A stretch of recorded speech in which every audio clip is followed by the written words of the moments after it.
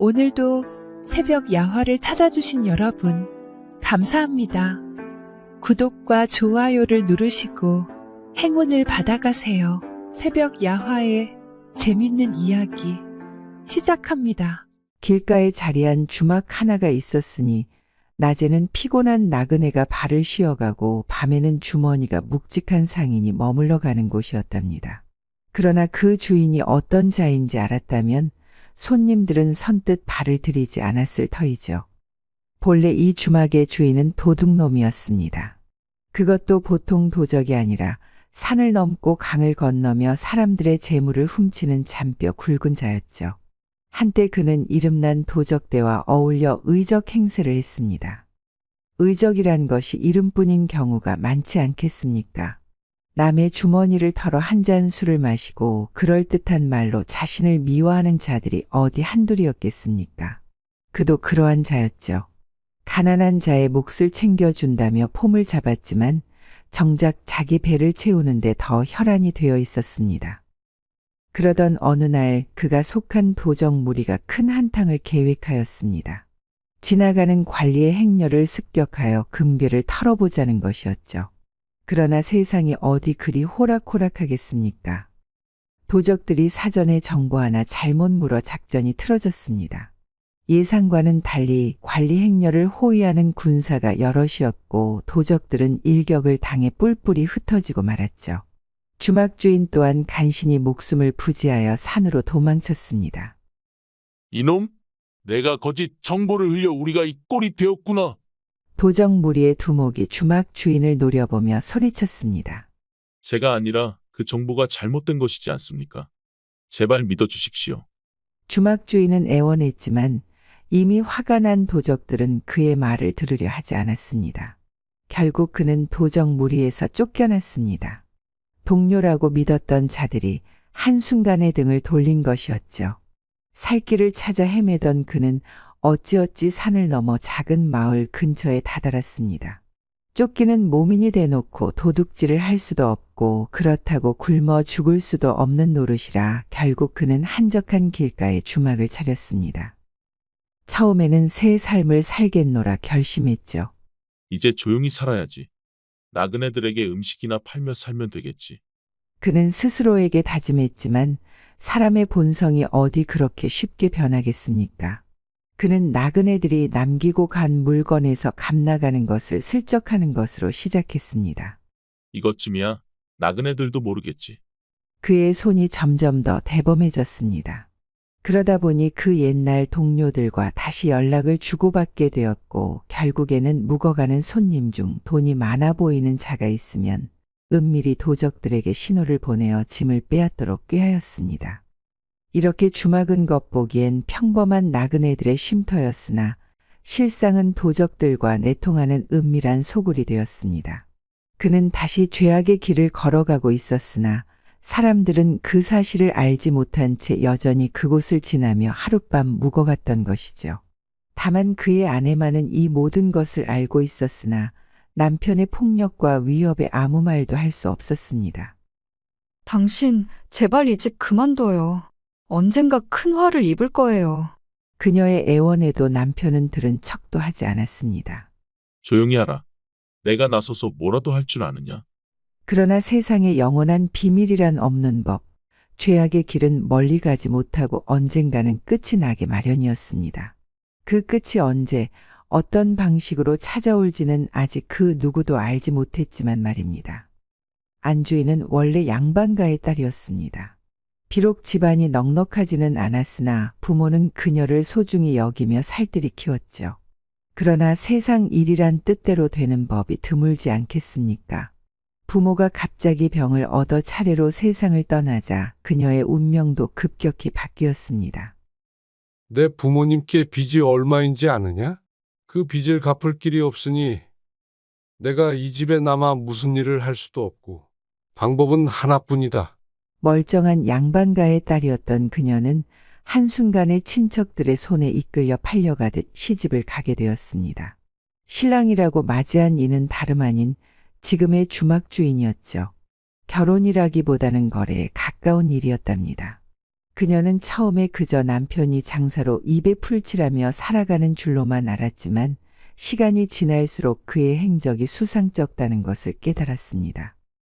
어느 날 밤 안주인은 잠을 설치다가 밖에서 낮은 소리가 들리는 것을 느꼈죠. 바람이 세게 불어 들리는 소리라 치부하려 했지만 귀를 기울이니 명확한 말소리가 들렸답니다. 이번에도 제법 한몫 잡았겠지. 이놈 사람 보는 눈이 있어. 이번에는 재산도 상당하더군. 놈이 며칠 더 묵을 모양이니 때를 봐서 처리하면 된다. 그녀는 그 말에 피가 싸늘하게 식었습니다. 남편이 단순한 주막 주인이 아니라는 사실을 그제야 분명히 깨달은 것이었습니다. 그는 손님들의 재물을 탐하며 도적들과 내통하고 있었던 것입니다. 다음 날 그녀는 용기를 내어 남편에게 물었답니다. 어젯밤에 누구를 만난 거예요? 저작거리 장사꾼들도 아닌 것 같던데요. 남편은 처음에는 시치미를 뗐습니다. 그러나 그녀가 계속 다그치자 표정이 변하더니 갑자기 쓴웃음을 지으며 말했답니다. 알아서 뭐하게? 내가 나서서 어찌할 참이냐. 내가 먹고 있는 이 밥도 결국 그놈들 덕분인 것을. 그녀는 차마 말을 잇지 못했답니다. 남편이 잘못된 길로 빠져들고 있다는 사실을 알면서도 어디에도 하소연할 곳이 없었죠.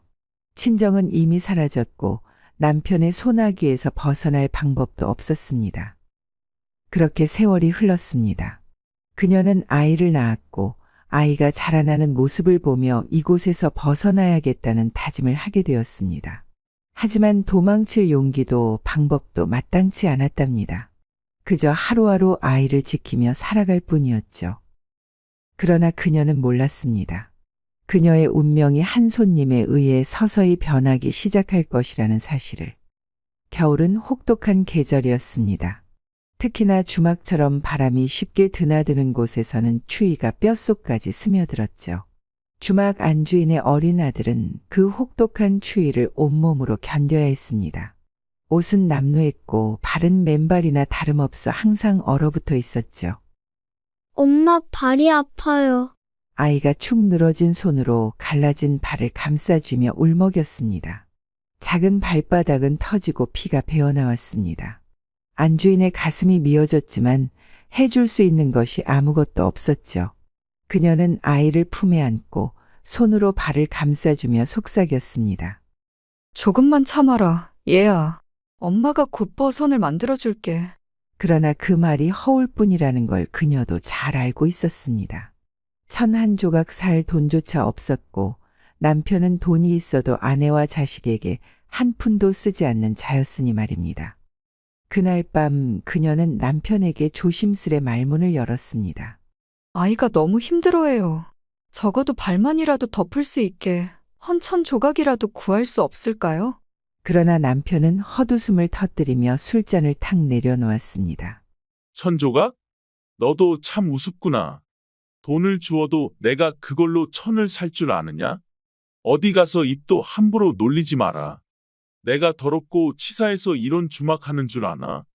이게 다 먹고 살자고 하는 짓이야. 애 하나 때문에 내 돈을 허투루 쓸 줄 아느냐? 안주인은 속에서 치밀어 오르는 울음을 삼키며 고개를 숙였습니다. 남편의 성질이 어떤지 누구보다 잘 알고 있었죠. 반항하면 더 심한 꼴을 당할 것이었습니다. 그녀는 밤새도록 아이의 발을 손으로 감싸주며 눈물을 흘렸습니다. 언젠가는 이곳에서 벗어나야 한다고 수없이 다짐했지만 현실은 그녀를 한없이 짓누르고 있었습니다. 아이의 발에서 흐르는 피가 자신의 심장에서 흐르는 피와 다를 바 없었습니다. 그날 이후로도 아이는 맨발로 차디찬 땅을 걸어야 했습니다. 안주인은 먼지 낀 헌천이라도 주워 조각을 내어 아이의 발에 둘러주려 했지만 그것조차 남편의 눈에 띄면 난리가 날 것이 뻔했죠. 하루하루가 고통과 절망 속에 흘러갔습니다. 이 주막은 단순한 나그네들의 쉼터가 아니었습니다. 겉으로 보기에는 지친 손님들에게 따뜻한 밥 한 끼와 거친 술 한 사발을 내주는 곳이었으나 그 뒤편에는 더욱 어두운 이야기가 숨어 있었답니다. 주막 주인은 오래전부터 도적들과 내통하며 손님들의 짐을 노리고 있었습니다. 하지만 혼자서는 모든 일을 처리할 수 없으니 그에게는 손과 발이 되어주는 자가 필요했죠. 그 역할을 하는 자가 바로 이 주막에서 가장 오래된 일꾼이었습니다. 이름은 박세라 하였답니다. 그는 처음부터 도적들과 한패였던 것은 아니었습니다. 한때는 나름 성실한 일꾼이었으나 오랜 세월을 주막에서 보내면서 주인의 수작을 보고 들으며 점차 변해갔죠. 쇠야, 저놈 봤느냐? 짐이 묵직해 보이지 않느냐? 어느 날 주인이 넌지시 물었습니다. 박세는 주막을 오가는 손님들을 늘 지켜보는 습관이 있었으므로 누구보다 손님들의 짐에 대해 잘 알고 있었답니다. 예, 주인어른. 저 자는 장사꾼 같사옵니다. 배나 비단 같은 것을 취급하는 듯한데 보퉁이가 크고 묵직하더이다. 주인은 흡족한 표정을 지으며 술 한 잔을 따라 건넸습니다.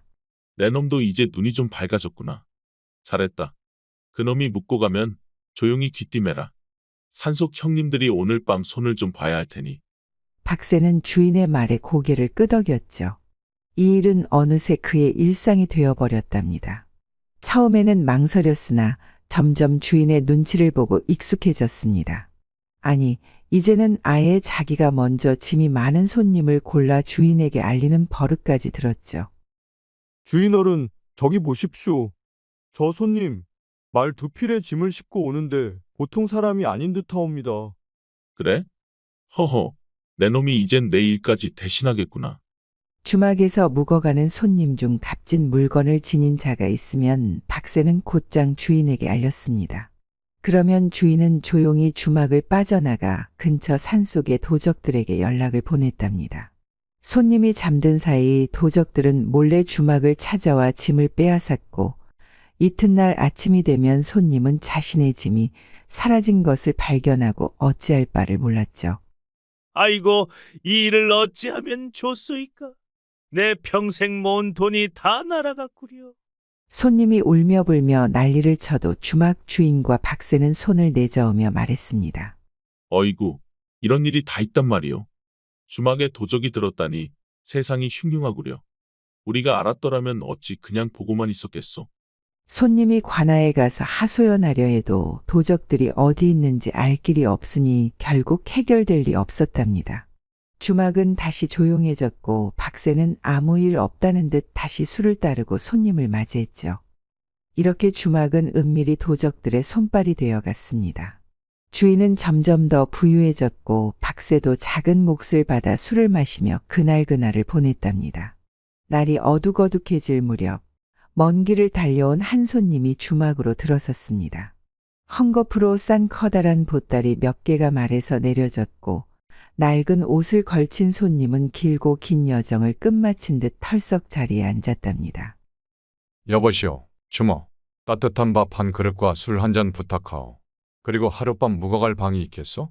안주인은 불이 나게 달려와 손님을 맞으며 공손히 대답했죠. 예, 손님. 방이 있으니 편히 쉬셨다가 가십시오. 금방 밥을 차려드리겠습니다. 이 광경을 지켜보던 주막 주인은 손님의 짐을 흘낏 보며 슬며시 미소를 지었습니다. 3에서 4발이나 되는 배 보따리를 보고 있자니 꽤나 알찬 재물이 그 안에 들어있음을 직감했죠. 그는 박세를 슬쩍 불러 귀에 대고 속삭였습니다. 쇠야, 저놈 봤느냐? 짐이 예사롭지 않구나. 이번에도 우리 형님들께 좋은 소식이 되겠지? 박세는 눈을 번뜩이며 고개를 끄덕였습니다. 알겠사옵니다. 주인어른, 오늘 밤 기척 없이 연락을 넣겠나이다. 그러나 그날 밤 뜻밖의 일이 벌어졌습니다. 손님은 저녁을 들며 주변을 둘러보다가 구석에 웅크린 채 맨발로 떨고 있는 어린아이를 보았죠. 안주인의 아들이었습니다. 작은 발은 얼어붙어 갈라졌고 살갗에서는 피가 배어나고 있었습니다. 손님은 한동안 말없이 아이를 바라보다가 이내 안주인을 불렀습니다. 주모, 저 아이는 왜 저리 지내고 있는 것이오? 안주인은 고개를 숙이며 대답했습니다. 목소리는 가늘고 떨렸습니다. 저 아이는 제 자식이오나 집이 넉넉하지 않아 따뜻한 옷 한 벌 마련해 주지 못하고 있사옵니다. 장터에서 헌천 조각이라도 구해보려 했으나 그마저도 쉽지 않사옵니다. 하루 종일 장작을 떼어 방을 덮여보려 하지만 그 또한 남편이 허락하지 않으니 겨울이 너무 혹독합니다. 손님은 조용히 한숨을 내쉬었습니다. 그리고는 자신의 보따리를 풀어 몇 자의 배를 꺼내어 안주인에게 내밀었습니다. 이것으로 아이의 버선을 만들어 주시오. 내가 차마 저 아이의 발을 보고만 있을 수 없소이다. 안주인은 깜짝 놀라며 두 손을 모아 절을 올렸습니다. 어찌 이런 은혜를 베푸십니까? 손님, 저희 같은 사람에게. 손님은 빙그레 미소를 지으며 말했습니다. 세상 인심이 각박하다 하나 작은 정성 하나가 사람을 살릴 수도 있는 법이오. 아이가 부디 이 겨울을 무사히 넘기길 바라오. 그러나 이 따뜻한 나눔 뒤편에서는 주막주인과 박새가 속삭이며 모의를 하고 있었답니다. 이 손님이 그들에겐 또 하나의 좋은 먹잇감이 될 것이라며 말이죠. 안주인은 한동안 손님이 건넨 배를 가만히 들여다보았습니다. 아이의 발을 감싸줄 따뜻한 천이었으나 그 무게는 단순한 배가 아니라 한 사람의 선의와 온정이 담긴 것이었답니다. 그가 무심히 내민 이 작은 정성이 어찌나 따뜻한지 그녀는 한동안 그것을 쥔 손을 떨며 바라보았죠. 하지만 그녀의 가슴 한편은 얼음처럼 차가워졌습니다. 남편이 손님을 노리고 있다는 사실을 알고 있었기 때문이었죠. 그녀는 그동안 남편이 해온 짓들을 알면서도 침묵해왔습니다. 저항할 수도 없었고 어찌할 방도 없다고 생각했기 때문이죠. 그러나 오늘 밤은 달랐습니다. 이 손님은 자신의 아이를 위해 배를 내어준 사람이었고 그런 사람을 방관한 채 죽음으로 몰아넣는다면 그녀는 더 이상 인간이 아닐 터였습니다. 주모, 괜찮으시오? 손님의 부드러운 목소리에 그녀는 움찔하며 정신을 차렸습니다. 손님은 그녀의 표정이 어딘가 흔들리고 있음을 눈치챈 듯했습니다. 안주인은 서둘러 고개를 숙이며 애써 미소를 지었죠. 아닙니다. 손님, 너무 고마워서 이 은혜를 어떻게 갚아야 할지 모르겠사옵니다. 안주인은 손님이 준 배를 들고 조용히 부엌으로 향했습니다.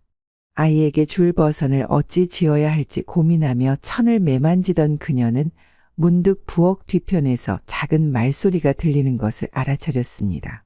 바람이 새어 들어오는 뒤틀 틈 사이로 남편과 박새가 나직이 이야기를 나누고 있었죠. 내일 밤쯤이면 좋은 일이 생기겠지. 쇠야, 손님께 더 좋은 방을 마련해드려야 하지 않겠느냐? 허허. 박새는 희죽 웃으며 대꾸했습니다. 예, 주인어른. 내일 밤이면 이 주막에 한 분 손님이 사라질지도 모르겠사옵니다. 그 말이 비수가 되어 그녀의 가슴을 찔렀습니다. 손님이 아무것도 모른 채 안심하고 있는 모습을 보니 차마 눈을 마주칠 수도 없었죠. 그녀는 다시 한번 망설였습니다. 이대로 그냥 있어야 하나? 아니면 이번만큼은 무언가 해야 하는가? 밤이 깊어질수록 그녀의 고민도 깊어졌답니다. 이제까지 그녀는 남편이 하는 짓을 모른 척하며 살아왔습니다. 자신도 어쩔 도리가 없다고 변명하며 어쩌면 이 모든 것이 자신과는 무관한 일이라 여기고 싶었죠. 그러나 손님의 선행 앞에서 이제 더는 외면할 수 없었습니다. 결국 그녀는 결심했습니다. 이번만큼은 손님을 살려야 한다고. 단순한 나그네가 아닌 선한 마음을 지닌 일을 이대로 두고 볼 수는 없다고 생각했죠. 그녀는 깊은 밤 조용히 손님의 방문을 두드렸습니다. 손님, 잠시 제 말을 들어주시겠사옵니까? 시간이 없습니다. 손님은 놀란 표정으로 그녀를 바라보았고 안주인은 마침내 입을 열었습니다. 이 주막은 안전하지 않습니다. 손님께서는 지금 목숨이 위태로운 처지이십니다. 더 늦기 전에 대비를 하셔야 하옵니다. 안주인은 깊은 숨을 들이마시고는 조심스레 입을 열었습니다. 손님께서는 아마도 모르셨을 것이옵니다. 그러나 이 주막은 결코 평범한 곳이 아니외다. 제 남편은 본디 도적이었으며 지금도 산속 도적들과 내통하고 있사옵니다. 손님의 눈빛이 흔들렸습니다. 그는 그녀의 말을 곰곰이 되새기며 낮은 목소리로 물었습니다. 도적이라 하셨소? 그렇다면 이곳에서 묵는 손님들이 위험에 처한다는 말씀이요. 안주인은 고개를 끄덕이며 말을 이었습니다. 손님께서도 이미 표적이 되었사옵니다. 제 남편은 처음부터 손님의 짐을 탐내고 있었으며 오늘 밤 도적들과 손을 잡고 손님의 짐을 빼앗으려 할 것이옵니다. 부디 대비하시옵소서. 손님은 입술을 깨물며 주위를 둘러보았습니다. 그는 나직이 한숨을 내쉬더니 단호한 눈빛으로 그녀를 바라보았습니다. 그렇다면 도망치는 것이 최선이요? 아니면 싸워야 하는 것이요? 안주인은 잠시 망설이다가 고개를 저었습니다. 손님께서 도망치셔도 길목에서 붙잡힐 것이외다. 그들이 이렇게 쉽게 사냥감을 놓칠 리가 없사옵니다. 또한 손님 혼자서 그들과 싸울 수 없을 것이니 다른 방도를 찾아야 하옵니다. 손님은 그녀의 말을 새겨들으며 천천히 고개를 끄덕였습니다. 그렇다면 다른 방도가 무엇이요? 주목께서는 이미 무언가 생각해 두신 듯하오. 안주인은 조용히 주변을 살피더니 낮은 목소리로 속삭였습니다. 손님께서 가지고 계신 문서가 있지 않사옵니까? 그것을 이용하여 도적들을 속일 방법이 있을지도 모르겠사옵니다. 혹시 이것이 도움이 될 수 있겠소? 관아에서 보낸 문서인데 안에 관리의 도장도 찍혀 있소이다. 안주인은 문서를 받아들고 한참을 바라보았습니다. 그러다 문득 그녀의 눈빛이 번뜩였죠. 손님, 이 문서 끝에 제 남편과 도적 두목의 이름을 적으십시오. 그리고 내일 아침 주막에 일꾼에게 보이시면 되옵니다. 손님은 의아한 표정을 지었습니다. 그리하면 무슨 일이 벌어지겠소? 안주인은 낮은 목소리로 속삭였습니다. 우리 주막에서 일하는 박새는 글을 잘 읽지 못합니다. 그러나 그는 도적들과 연락을 취하는 자이니 문서 속 이름을 보고 지명수배서로 착각할 것이옵니다. 그러면 제 남편과 도적들도 겁을 먹고 감히 손님께 해코지하지 못할 것이외다. 손님은 이 기막힌 계책을 듣고 잠시 생각에 잠겼습니다. 도망도 싸움도 아닌 계략으로 적들을 속이는 방법이었죠. 결국 그는 결연한 표정으로 문서를 펼쳐 조심스레 이름을 적었습니다. 이 방법이 통하길 바라오. 주모, 은혜를 입었소. 만약 무사히 살아남는다면 반드시 보답하리다. 안주인은 고개를 숙이며 조용히 중얼거렸습니다. 손님께서 무사하시면 그것이 가장 큰 보답이옵니다. 부디 내일 아무 일도 없기를. 다음 날 아침 손님은 일부러 여유 있는 태도를 보이며 주막을 거닐었습니다. 그러다 주막의 허드렛 일을 도맡아 하는 박새를 불러 세웠죠. 이보시오, 박세라 했던가. 내가 관아에서 전달받은 문서가 있는데 이곳에서도 도움이 될 것 같아 한번 보여주려 하오. 박새는 멍한 표정으로 손님이 내민 문서를 받아들고는 조심스럽게 펼쳤습니다. 글자를 또박또박 짚어 읽으려 했지만 그의 눈에 가장 먼저 들어온 것은 익숙한 이름 2개였습니다. 주막 주인과 도적 두목의 이름이 또렷이 적혀 있었죠. 이게 뭐란 말이오? 박새는 얼굴이 창백해지며 손에 든 문서를 부들부들 떨었습니다. 그는 글을 제대로 읽지는 못했지만 수배 문서에 사람 이름이 적혀 있으면 어떤 뜻인지 정도는 알고 있었죠. 박새는 한순간에 식은땀을 흘리며 손님을 바라보았습니다. 이 자들을 보면 곧장 관아에 신고하라는 내용이요. 혹시 알고 있는 사람이요? 손님이 태연하게 묻자 박새는 더 이상 문서를 들고 있을 용기가 없었습니다. 그는 문서를 황급히 접어 손에 쥐고는 허둥지둥 뛰어나갔습니다. 주인어른, 큰일 났습니다. 그는 숨이 차도록 뛰어가 주막 주인에게 문서를 내밀었습니다. 주인은 한 손으로 문서를 낚아채어 펼쳐보았고 그가 읽을 줄 아는 몇 안 되는 글자 속에 자신의 이름이 적혀 있음을 보자 얼굴이 새파랗게 질렸습니다. 이게 어떻게 된 일이냐? 관아에서 내 이름을 적은 문서를 돌리고 있단 말이냐? 박새는 주인의 얼굴을 불안한 눈빛으로 살폈습니다. 주인어른, 이 문서가 진짜라면 우리는 이미 포졸들에게 찍힌 것이 아닙니까? 어찌해야 합니까? 주막 주인은 순간적으로 판단을 내리지 못하고 식은땀을 흘렸습니다. 그는 즉시 도적 두목에게 연락해야 한다고 생각했지만 이미 손과 발이 덜덜 떨리고 있었습니다. 그의 이름이 버젓이 적혀 있는 것을 보고도 믿기지 않았죠. 관아에서 자신을 쫓고 있다면 이곳은 더 이상 안전한 곳이 아니었답니다. 박새, 이게 도대체 어떻게 된 일이냐? 관아에서 내 이름을 적어 돌리고 있다고? 이게 사실이란 말이냐? 박새는 얼굴이 새파래져 어찌할 바를 몰랐습니다. 주인어른, 어쩌면 손님이 관가와 관계가 있는 자일 수도 있지 않겠습니까? 괜히 손을 대었다가 관군들이 들이닥치면 끝장입니다. 주인은 손에 든 문서를 쥐어뜯을 듯 노려보며 이를 악물었습니다. 그는 다급하게 몸을 돌려 주막 뒤편으로 향했습니다. 그곳에는 도적들에게 연락을 보내는 수단이 있었죠. 주인은 서둘러 산속의 도적 두목에게 신호를 보냈습니다. 한시가 급했으므로 직접 산으로 올라갈 수도 없었답니다. 대신 몇 번의 특정한 횟수로 횃불을 밝혀 멀리서도 알아볼 수 있도록 신호를 보냈죠. 시간이 지나자 저 멀리서 대답하는 신호가 반짝였습니다. 얼마 지나지 않아 산에서 내려온 사내 하나가 그림자처럼 주막 뒤로 다가왔습니다. 그는 주막 주인이 가장 신뢰하는 연락책이었죠. 무슨 일이요? 주막 주인은 식은땀을 훔치며 낮은 목소리로 말했습니다. 두목께 전하거라. 우리 이름이 관아의 문서에 올랐다. 당장 움직이지 않으면 머리를 베이게 생겼다. 연락책은 깜짝 놀라며 표정을 굳혔습니다. 그는 불안한 기색이 역력한 얼굴로 문서를 한 번 더 훑어보았습니다. 뭐라고요? 관아에서 갑자기 우리를 추적할 리가 없지 않습니까? 주막 주인은 이를 악물며 속삭이듯 답했습니다. 틀림없이 누군가 밀고 한 것이야. 우리 짓을 아는 자가 관아의 정보를 흘린 게 분명하다. 그렇지 않고서야 어떻게 내 이름이 관의 문서에 오를 수 있겠느냐? 연락책에 손이 떨렸답니다. 그렇다면 우리를 쫓는 것이 단순한 뜬소문이 아니라 확실한 증거가 있다는 말씀이십니까? 그렇다. 지금 이 순간에도 관군들이 우리를 잡으러 오고 있을지 모른다.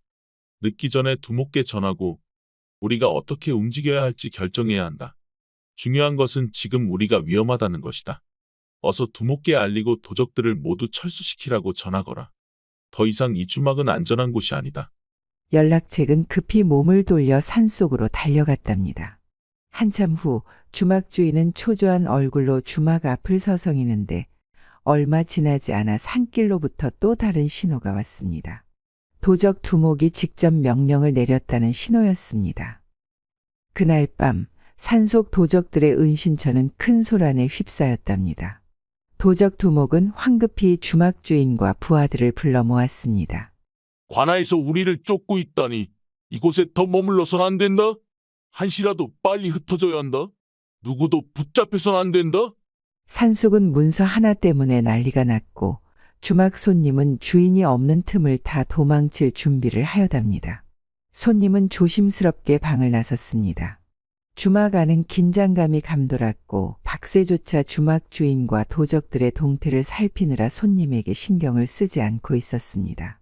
그는 허리를 숙인 채 뒷마당을 가로질러 말이 묶여있는 곳으로 갔습니다.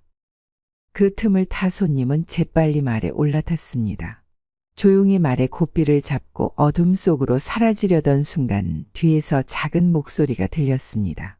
손님, 부디 몸 조심하십시오. 안주인이었습니다. 그녀는 아이를 품에 안은 채 문 앞에 서 있었죠. 그녀의 얼굴에는 고마움과 미안함이 뒤섞인 표정이었습니다. 손님은 그녀를 바라보며 조용히 말했다. 주모, 나는 떠나지만 당신과 아이가 걱정이요. 이곳은 더 이상 있을 곳이 아닙니다. 남편이 돌아오기 전에 떠나시오. 안주인은 눈을 감았다 뜨더니 씁쓸한 미소를 지었습니다. 갈 곳이 없사옵니다. 이곳에서 나가더라도 어디로 가야 한단 말입니까? 손님은 한동안 말을 잇지 못했습니다. 자신은 목숨을 부지하기 위해 떠나지만 이 여인은 여전히 이곳에 남아야 했습니다. 그러나 이대로 두고 떠날 수도 없는 노릇이었죠. 그는 잠시 고민하더니 품에서 작은 주머니를 꺼내 안주인의 손에 쥐어주었습니다. 이 돈을 가지고 도망가시오. 아이를 데리고 먼 곳으로 떠나 홀로 살 수 있는 곳을 찾으시오. 안주인은 그 주머니를 보며 한동안 멍하니 서 있었습니다. 손님이 떠난 뒤에도 그녀의 손은 떨리고 있었죠. 그러나 그녀는 아직 남편이 돌아오지 않았음을 알고 있었습니다. 그 시각 산속에서는 주막 주인의 얼굴이 시퍼렇게 질린 채 도적 두목 앞에 무릎을 꿇고 있었습니다. 이놈? 관아에서 우리를 쫓고 있다니 이게 무슨 말이냐? 너 때문에 우리가 죽게 생겼다. 도적 두목은 주막 주인의 멱살을 잡고 소리쳤습니다. 주막 주인은 필사적으로 변명했지만 이미 두목의 분노를 막기에는 늦었죠. 주먹이 날아들었고 그는 바닥에 나뒹굴었습니다. 다 내 돈 때문이다. 우리가 관아에 쫓기게 된 것도 내가 함부로 나그네를 건드려서가 아니더냐? 도적들은 주막 주인을 두들겨 패고는 그를 버려두고 떠났습니다. 피투성이가 된 채 주막으로 돌아온 그는 아내를 보자마자 분노에 찬 눈빛을 번뜩였습니다. 인연, 내가 나를 배신했구나. 내가 밀고 한 것이지. 내가 그 손님과 짜고 나를 죽이려 했지. 안주인은 더 이상 두려워하지 않았습니다. 그녀는 차분한 목소리로 대답했습니다. 나는 당신을 배신한 적이 없습니다. 하지만 당신이 내게 배신당할 일을 하며 살아왔던 것이겠지요. 그녀의 단호한 태도에 주막 주인은 순간적으로 말을 잃었습니다. 그제야 그는 자신의 처지를 깨달았습니다. 이제 그는 더 이상 도적들에게도 아내에게도 기댈 곳이 없는 처량한 신세가 된 것이었죠. 안주인은 아이를 품에 안고 조용히 문을 열었습니다. 차가운 밤바람이 불어왔습니다. 그녀는 마지막으로 남편을 바라보며 나지막이 속삭였습니다. 이제는 나도 떠나겠습니다. 당신은 당신의 죄값을 치르며 살아가십시오. 그렇게 그녀는 아이를 안고 어둠 속으로 사라졌습니다. 주막 주인은 텅 빈 주막에 홀로 남아 자신이 잃어버린 모든 것을 곱씹으며 쓰러지듯 주저앉았습니다. 달빛이 희미하게 비치는 밤길을 따라 안주인은 조심스레 걸음을 옮겼답니다. 주막의 불빛이 점점 멀어질수록 그녀의 가슴은 서늘하면서도 묘한 해방감을 느꼈죠. 더 이상 남편의 눈치를 볼 필요도 도적들의 음모에 침묵할 이유도 없었습니다. 그러나 자유를 향한 발걸음이 순탄할 리 없었답니다. 길목을 지나던 그녀는 갑작스럽게 나뭇가지가 바스락거리는 소리에 걸음을 멈추었습니다. 어둠 속에서 무언가 움직이는 기척이 느껴졌죠. 그녀는 본능적으로 아이를 품에 더 꼭 끌어안았답니다. 거기 누구냐? 낮고 거친 목소리가 어둠을 가르며 들려왔습니다. 그녀는 심장이 철렁 내려앉는 듯했죠. 도적들이 아직 완전히 흩어진 것이 아니었던 것입니다. 잠깐, 저 계집 어디서 많이 본 얼굴인데. 어둠 속에서 두세 명의 도적이 모습을 드러냈습니다. 그들의 눈빛은 날카롭고 이미 무언가 수상한 낌새를 눈치챈 듯 보였답니다. 안주인은 재빨리 다른 길을 찾으려 했으나 이미 그녀의 앞길은 막혀 있었답니다. 인연이 주막 주인 마누라 아니냐? 뭐야, 어디 가는 길이야? 도적 중 하나가 비릿한 웃음을 지으며 다가왔고 안주인은 침착하려 애쓰며 대답했습니다. 나는 아이를 살리러 가는 길이오. 부디 길을 비켜주시오. 그러나 도적들은 그녀의 말을 믿지 않았답니다. 그들은 도적 두목이 사라진 후 더 이상 자신들을 이끌어줄 자가 없다는 불안감에 사로잡혀 있었죠. 그리고 그 원인을 제공한 것이 주막 주인과 그의 아내라고 생각하고 있었습니다. 어디 도망가려고? 내 남편이 우리를 팔아먹었잖아. 너도 같은 폐 아니냐? 도적들은 그녀의 팔을 붙잡으려 했답니다. 아이가 겁에 질려 울음을 터뜨렸고 안주인은 몸을 떨며 한 걸음 물러섰죠. 그러나 그녀가 어찌할 도리는 없었습니다. 필사적으로 외칠 수밖에. 제발, 우린 아무 상관이 없소. 내 죄 없는 아이만은 살려주시오. 그러나 도적들은 더 이상 그녀의 말을 들으려 하지 않았답니다. 안주인은 벼랑 끝에 몰린 듯한 절망감을 느꼈죠. 과연 이대로 끝나는 것일까요? 그녀의 마지막 희망은 멀리 떠났을 손님뿐이었습니다. 하지만 손님이 과연 이 상황을 알 리 없었죠. 그러나 운명은 그녀를 저버리지 않았답니다. 얼마 지나지 않아 어둠 속에서 또 다른 말발굽 소리가 들려왔죠. 그리고 익숙한 목소리가 울려 퍼졌습니다. 멈추시오. 그 여인을 해쳐서는 안 된다. 안주인은 순간적으로 고개를 들었습니다. 말 위에 앉은 이는 바로 그 손님이었답니다. 그리고 그 뒤에는 반짝이는 창과 칼을 든 포졸들이 따라오고 있었죠. 손님은 그녀를 두고 떠날 수 없었습니다. 그는 인근 고을로 향하는 길에서 이곳이 위험하다는 느낌을 떨칠 수 없었고 결국 관아에 찾아가 도움을 요청했던 것입니다. 그리고 이제 그는 다시 돌아와 그녀를 구해내려 하고 있었답니다. 도적들은 순간적으로 동요했답니다. 관아에서 파견된 포졸들과 맞서는 것은 곧 죽음을 의미하는 것이었죠. 그들은 우왕좌왕하며 도망칠 길을 찾았으나 이미 포졸들은 그들을 향해 진격하고 있었습니다. 모두 붙잡아라. 포졸들의 함성이 밤하늘을 가르며 울려 퍼졌습니다. 안주인은 아이를 꼭 끌어안고 마침내 자신이 살아남을 수 있을지도 모른다는 희망을 품었습니다. 도적들은 사방으로 도망치려 했지만 포졸들에게 가로막혔습니다. 손님의 신고를 받고 출동한 관아의 군사들은 산속을 포위한 채 하나둘씩 도적들을 사로잡았습니다. 이곳이 그동안 수많은 나그네들의 재산을 갈취한 자들의 본거지였다는 사실이 밝혀지자 포졸들의 눈빛은 더욱 매서워졌습니다. 내 놈들이 감히 백성들의 피땀 어린 재산을 탐하다니 죗값을 치르게 될 것이다. 포졸 대장이 호통을 치며 도적 두목을 찾았고 그는 이미 처참한 몰골로 산속 한복판에 쓰러져 있었습니다. 멀리 도망치려 했던 두목은 결국 자신의 부하들에게 배신당하고 말았던 것입니다. 그를 따르던 부하들은 그가 혼자 돈을 챙겨 달아날 쏙셈임을 눈치챘고 두목을 공격했습니다. 두목은 다리에 깊은 상처를 입고 쓰러졌고 그 자리에서 움직일 수 없었죠. 포졸들은 힘 한 번 쓰지 않고 쉽게 그를 붙잡았습니다. 주막주인도 얼마 지나지 않아 덜덜 떨며 포졸들에게 붙잡혔습니다. 그는 가까스로 몸을 피하려 했으나 이미 그의 죄상은 만천하에 드러난 상태였습니다. 필사적으로 애원했지만 더 이상 그의 말을 믿어줄 이는 아무도 없었죠. 주막주인은 필사적으로 포졸들에게 애원했지만 더 이상 그의 말을 믿어줄 이는 아무도 없었죠. 부인, 나를 살려야 하지 않겠소?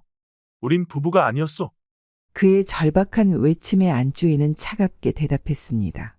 우리는 부부였으나 나는 당신을 죄를 모른 척할 수 없었소. 이 모든 것은 당신이 자초한 일이오. 안주인은 더 이상 그를 두려워하지 않았습니다. 오히려 지난날 그가 저지른 죄악을 지켜보며 침묵했던 것이 부끄러울 뿐이었죠. 결국 주막 주인은 도적들과 함께 끌려갔고 그렇게 주막은 폐허가 되어 더 이상 사람들의 발길이 닿지 않는 곳이 되었습니다. 모든 일이 끝난 후 손님은 안주인과 아이가 더 이상 위험에 노출되지 않도록 돕겠다고 약속했습니다. 하지만 그는 곧 고민에 빠졌습니다. 여인의 처지가 딱했으나 그녀가 혼자서 아이를 키우며 살아가기엔 세상이 너무 험난했기 때문이었죠. 이제 어디로 가시겠소? 손님의 물음에 안주인은 한동안 대답하지 못했습니다. 그녀는 자신의 지난 삶을 돌아보았습니다. 고통과 두려움 속에서 살아왔지만 이제는 새롭게 시작할 기회가 주어진 것이었습니다. 어디든 이 아이를 키울 수 있는 곳이라면 좋겠습니다.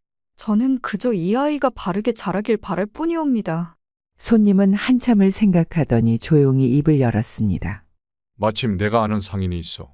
그는 오랜 버시기도 하고 그가 첩을 구한다 들었어. 부인께서 그의 첩으로 들어가시면 아이를 양자로 삼아 안정된 삶을 보장받을 수 있을 것이오. 안주인은 놀라 손님을 바라보았습니다. 그러나 곧 생각에 잠겼죠. 세상을 혼자 헤쳐나갈 자신이 없는 것도 사실이었고 아이를 위해서라도 안정을 찾는 것이 중요하다는 것을 깨달았습니다. 며칠 뒤 손님은 그녀를 상인에게 데려갔습니다. 상인은 처음엔 망설였지만 그녀가 원래 양반가의 딸이며 자식을 바르게 키우고자 하는 심성이 깊다는 것을 알게 되자 그녀를 받아들이기로 했습니다. 아이는 그의 양자가 되었고 안주인은 그 집에서 새로운 삶을 시작하게 되었습니다. 부디 행복하게 사시오. 아이를 잘 길러주시오. 손님은 마지막으로 그녀를 바라보며 조용히 말했습니다.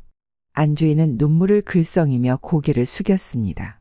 손님께서 제게 베푸신 은혜를 잊지 않겠습니다. 손님은 미소를 지으며 떠났습니다. 그러나 그는 이후로도 안주인과 끊임없이 소식을 주고받았습니다. 그녀의 안위를 걱정했고 아이가 무사히 성장하는지를 살폈죠.